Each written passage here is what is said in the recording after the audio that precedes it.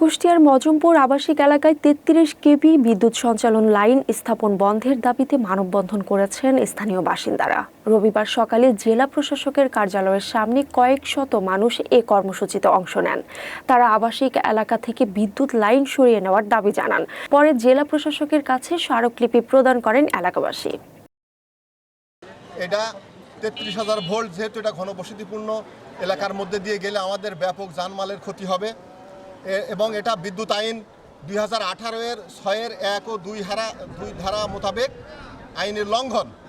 এই জন্যে আমরা এলাকাবাসী সবাই একত্রিত হয়ে, নারী পুরুষ আবাল বৃদ্ধ সবাই একত্রিত হয়ে আমরা এই লাইন সঞ্চালন যাতে না হতে পারে, পরিচালনা যাতে না হতে পারে, এই জন্য আমরা প্রতিবাদ করি। আমার বাড়ির একদম উপর দিয়ে তারটা গিয়েছে, মাত্র 5 ফুট দূরে। ওই 33,000 ভোল্ট যদি আমার বাড়ির উপর দিয়ে যায়, আমার ছেলে মেয়ে যদি একটা ভিজা কাপড় ওখানে দিতে আসে, তাহলে আমাদের ছেলে মেয়ে, আমাদের স্ত্রী, আমাদের ছেলে মেয়েদের আকর্ষণ করতে পারে এবং তারা মারা যেতে পারে। একটা মানুষের জীবন কখনো বিদ্যুৎ লাইনের উপর বেশি হতে পারে না। মানুষের জীবনের মূল্য কোটি কোটি টাকা দিয়ে মনে করা যায় না।